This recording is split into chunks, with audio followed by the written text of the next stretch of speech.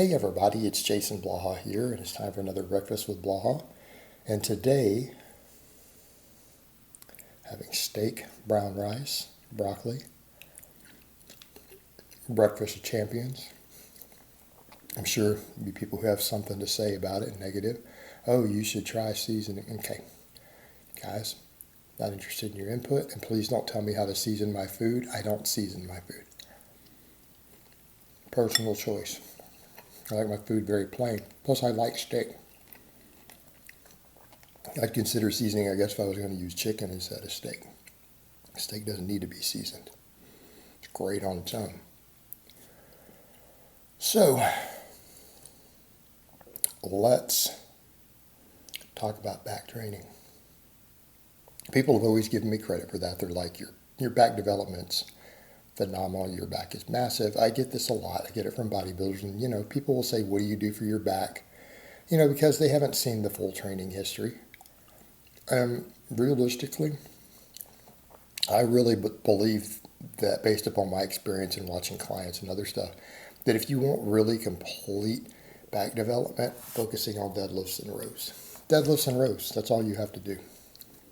And you'll get people who say, well, pull-ups are king. No, they're not. They can't be. It's not even biomechanically possible. Pull-ups work your lats. They work your low traps. They're great for that. Now, I will give them credit. Amazing for those. Pull-ups, chin-ups are also amazing for your biceps. They aren't required for maximum development of either one, but they're damn good exercises for them. Right? And I like pull-ups and chin-ups. I go through phases where I don't do them. I go through phases where I quit because I just feel like they cause shoulder problems for me. A lot of coaches out there do agree with that. A lot don't. Great exercise, but they can't give you complete back development. They just can't. They don't have the ability to. They don't work the upper back to the same degree. They don't work the erectors. Deadlifts and rows do. Deadlifts and rows do. Now, we could make the case biomechanically, EMGs, whatever you want to look at. Well, rows are probably better for most of the back. I don't know that they are. People have pointed out, I think I've started like Jason Figueroa years ago had pointed that out.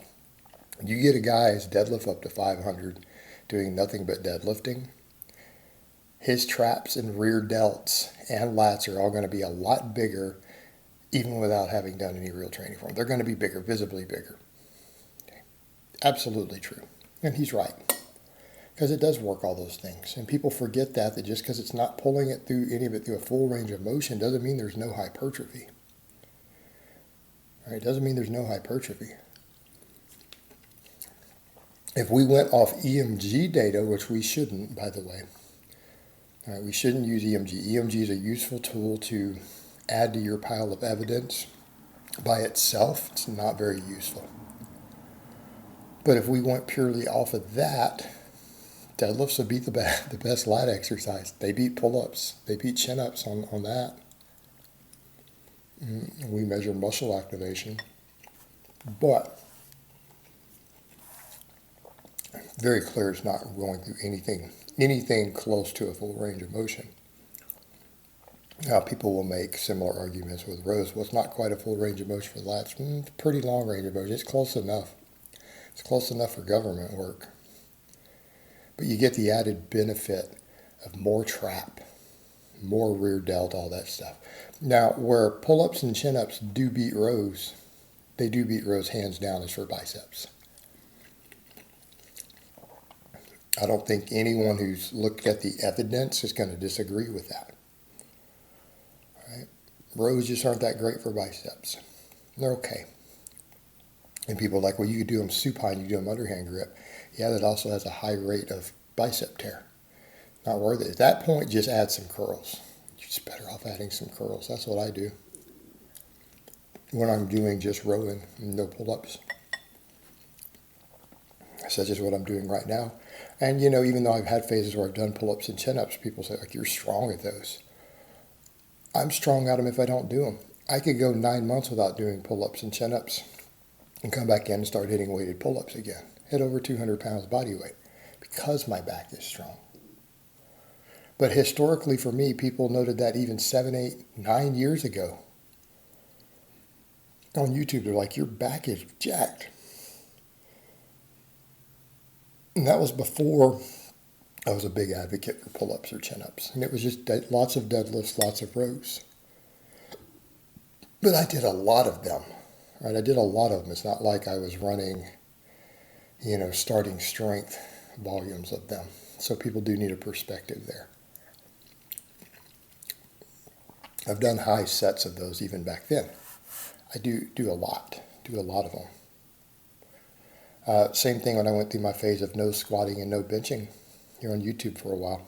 You know, again, I was going through some rough stuff in my life. I did continue to do rows and deadlifts every week. That kept getting more developed. But I'd honestly say for me, that's the key.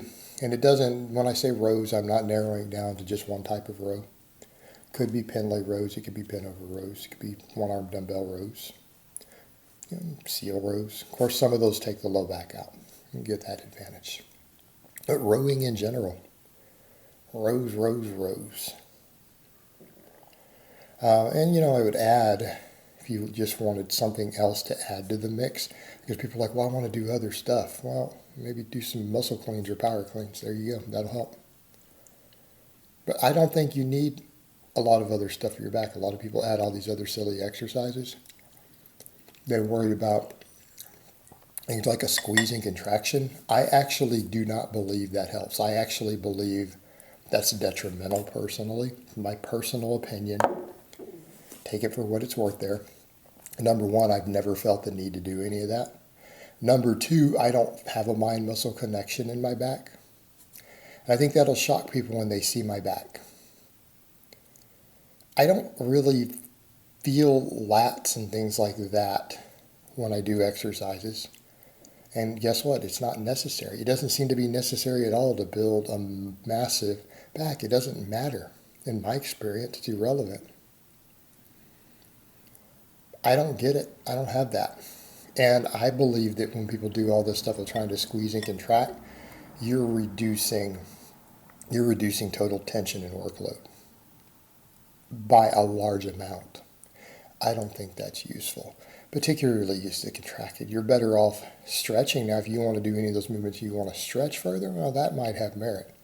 But that squeezing a wall, crushing a walnut or whatever that people talk about, I think it's a complete waste of time. Complete waste of time. And I'm not even that big of a fan of cables for your back. Just not. I think big, heavy free weights work best. My opinion, my experience, my observation. You know, people ask, and that's, again, my back development's good enough that even bodybuilders ask. But that's been my experience. It really is. High volumes of heavy rows and deadlifts have been the key. I'm not saying I haven't done pull-ups, good mornings, cleans, but my base always came from the rows and the deadlifts. All right, guys, but that's really all I have to say on that today.